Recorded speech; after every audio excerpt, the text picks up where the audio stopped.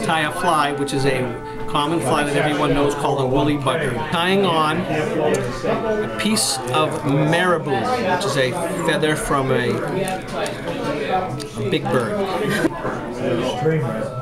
I'm just going to secure it. Clip it off.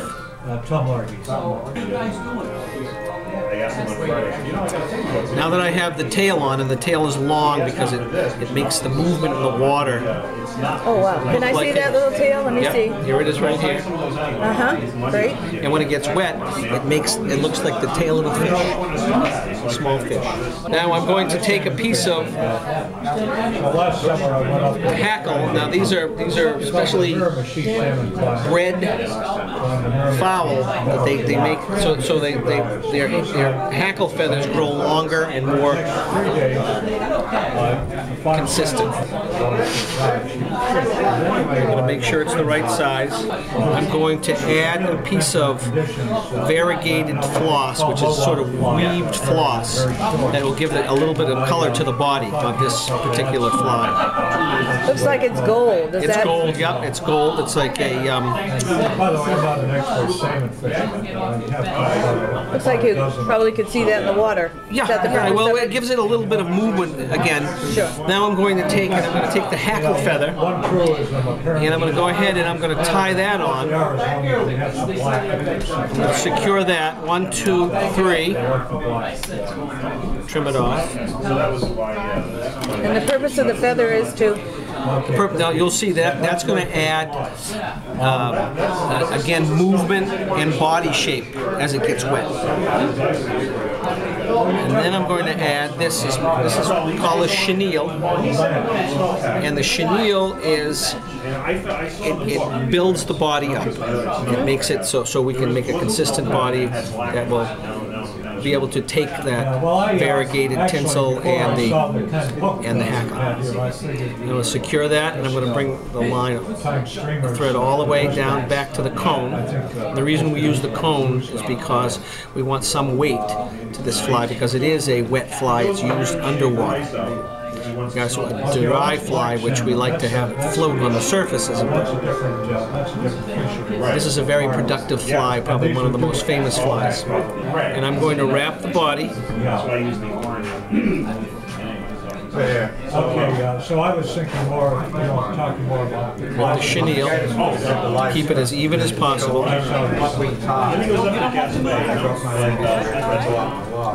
for that. 2 years ago, everybody was catching them on those. Now I'm gonna wrap this gold.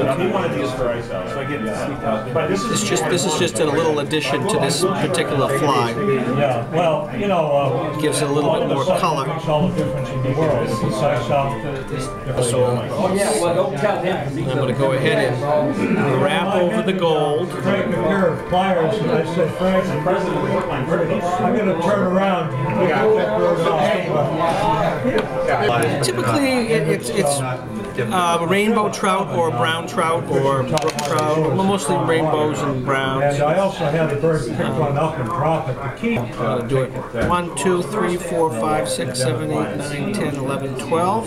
Hard to put down. And then secure it. Very good.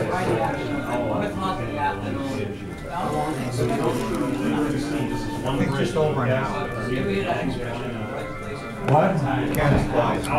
Now, I'm going to take and I'm going to finish it off by putting a cement, a clear cement. Then I'm going to take this. Okay, well, I'm going to put a ordinary toothpick so the eye will dry open. You just explained it. And there's the fly. That's called a Conehead woolly bugger. And how long have you been doing this? I would say I've been doing this since about 1968. It takes your mind off of all of the woes of daily life. Every year we add more trout to the pond, so people can come and fish. And but we ask that it's fly fishing only. the hooks. The hook guard, so. The hooks the hooks have to have the barbs of the hook have to be Okay, well, it might. bent down so there's no barb, Of course, I'm not the world's expert, but and it's fishing from sun up to sundown. Nice. No throwing rocks in.